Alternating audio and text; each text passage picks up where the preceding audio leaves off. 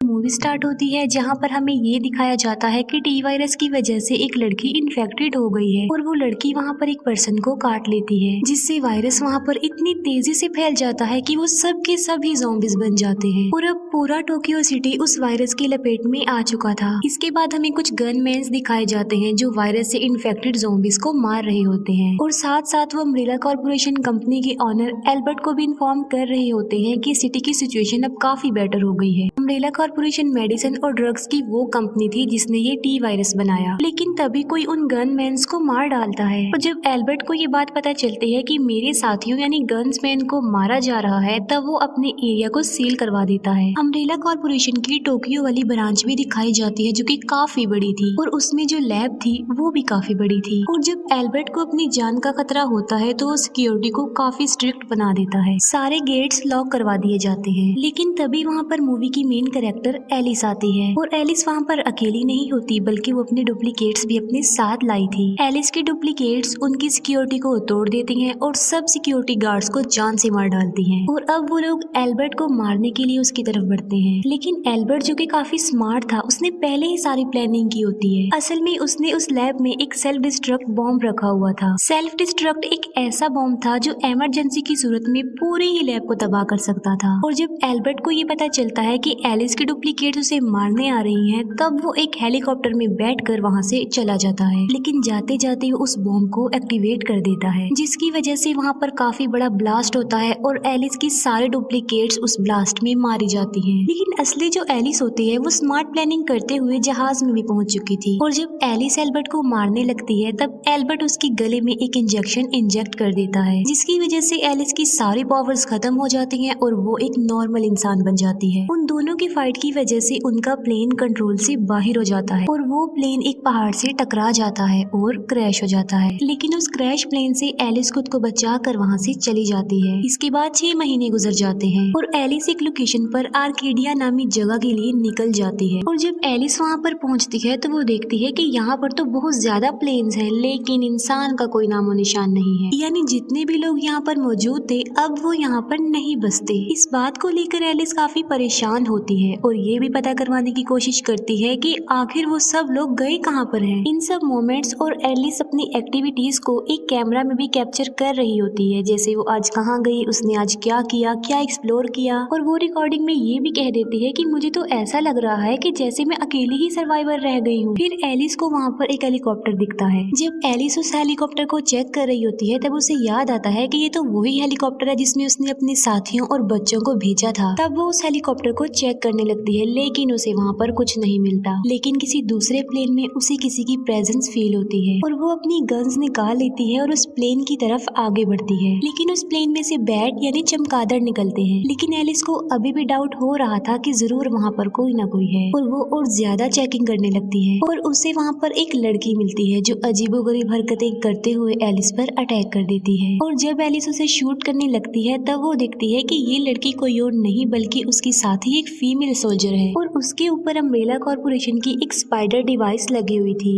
Alice उसकी body से वो डिवाइस रिमूव करती है और पूछती है कि आखिर तुम्हारे साथ यहाँ पर ऐसा क्या हुआ है जो तुम्हारी हालत ऐसी हो गई है, और मैंने तुम्हारे साथ और लोगों को भी भेजा था, वो कहाँ पर हैं? लेकिन उस फीमेल सोल्जर की मेमोरी लॉस हो चुकी थी, जिसकी वजह से उसे कुछ भी समझ में नहीं आ रहा होता कि आखिर एलिस क्या कह रही है। एलिस ये सोचती पर मजबूर हो जाती है कि इसके साथ जरूर कोई ना कोई एक्सीडेंट हुआ है तभी इसका ऐसा हाल है और हमें यहाँ से निकलना चाहिए इससे पहले कि कहीं मेरे साथ भी ऐसा ना हो जाए। और वो दोनों हेलीकॉप्टर में बैठकर वहाँ से चली जाती हैं। और जब वो लोग जा रहे होते हैं तब उन्हें जेल की एक छत पर कुछ सर्वाइवर्स नजर आते हैं जो उनसे हेल्प मांग रहे थे और एलिस उनकी छत पर अपना प्लेन उतारती है। एलिस प्लेन से उतरती है और उन सर्वाइवर्स से मिलती है। वो अपना इंट्रोडक्शन देती है और फीमेल सोल्जर के बारे में बताती है कि मेरे साथ वो भी है। वो कहती है कि मैं एक लोकेशन आर्केडिया की तरफ जा रही हूँ, आप लोगों को देखा कि हेल्प की जरूरत है तो मैं यहाँ आ गई। तब वहाँ पर खड़ा हुआ एक पुलिस ऑफिसर एलिस को बताता है कि आर्केडिया कोई जगह नहीं है बल्कि वो एक शिप है जो ऑलमोस्ट यहाँ यहाँ से 1 किलोमीटर की दूरी पर है। तब एलिस कहती है कि हमारे लिए वहाँ पहुँचना काफी डिफिकल्ट है क्योंकि नीचे काफी ज्यादा ज़ॉम्बीज हैं और उनके बीच से निकलना तो इम्पॉसिबल है। वो लोग एलिस को एक प्रिजनर से मिलवाते हैं। एलिस उस प्रिजनर से मिलती है और पूछती है कि इन लोगों ने तुम्हें प्रिजनर बनाकर क्यों रखा हुआ है, जिस पर वो प्रिजनर जवाब देता है कि मैं इसी जेल का सोल्जर था और मैंने कैदियों को आजाद करवाने की कोशिश की ताकि वो भी ज़ॉम्बीज के खिलाफ लड़ सके, लेकिन उनमें से कुछ कैदी ऐसे थे जिन्हें ये बात अच्छी नहीं लगी और उन्होंने मुझे यहाँ पर कैद कर दिया। लेकिन मैं यहाँ से निकलने का रास्ता भी जानता हूँ और अगर तुम मुझे यहाँ से आजाद कर दोगी तो मैं तुम लोगों को सेफली उस शिप तक पहुँचा सकता हूँ। इतनी ही देर में वहाँ पर एक सर्वाइवर आ जाता है और वो कहता है कि इसकी बातों को इग्नोर करो। एलिस जब वॉशरूम में जाती है तो उस वॉशरूम की सीलिंग तोड़कर एक ज़ॉम्बी वहाँ पर आ जाता है जो कि काफी खतरनाक नजर आ रहा था और वो ज़ॉम्बी उन लोगों पर अटैक कर देता है। लेकिन तभी एलिस अपनी गन निकालकर उसके सर पर शूट कर देती है जिसकी वजह से वो ज़ॉम्बी मर जाता है और उसके अंदर से बहुत सारे कॉइन्स निकलते हैं। ये देखकर वो सर्वाइवर एलिस को कहता है कि तुम तो काफी स्मार्ट हो। तब एलिस उसे अपने वेपन्स दिखाते हुए कहती है कि इन ज़ॉम्बीज को मारना मेरे लिए कोई नई बात नहीं है,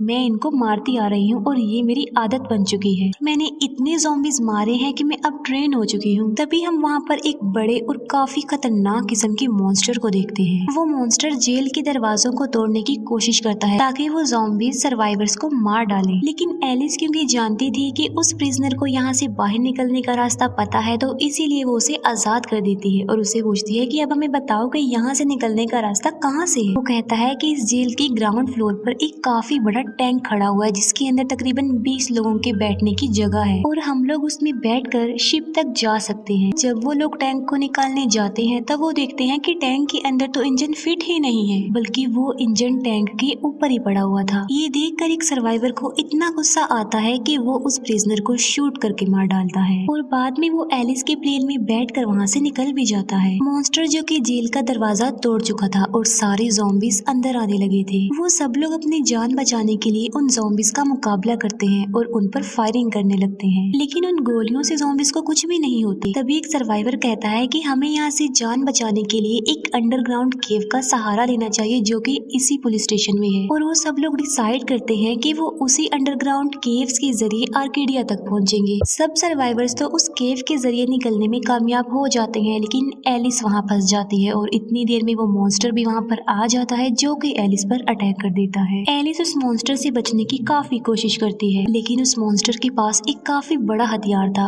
और यहाँ पर एलिस हारती हुई ही नजर आ रही थी। तब एलिस की हेल्प करने उसी की साथी फीमेल सोल्जर वहाँ पर आ जाती है और वो मॉन्स्टर उन लोगों की तरफ अटैक करने के लिए भागता है, लेकिन बिल्कुल ठीक वक्त पर एलिस उसके सर पर शूट करने में कामयाब हो जाती है जिससे वो मॉन्स्टर मर जाता है और उसके सर में से बहुत सारे कॉइन्स निकलते हैं और वो दोनों भी उस केव में चली जाती हैं। वो लोग केव से गुजरते हुए एक रास्ते पर पहुंचते हैं लेकिन एक सर्वाइवर को ज़ॉम्बीज पकड़ लेते हैं और उसे वहां से ले जाते हैं। एलिस अपने बाकी साथियों को लेकर एक बोट में बैठती है और वो लोग आर्केडिया की तरफ बढ़ते हैं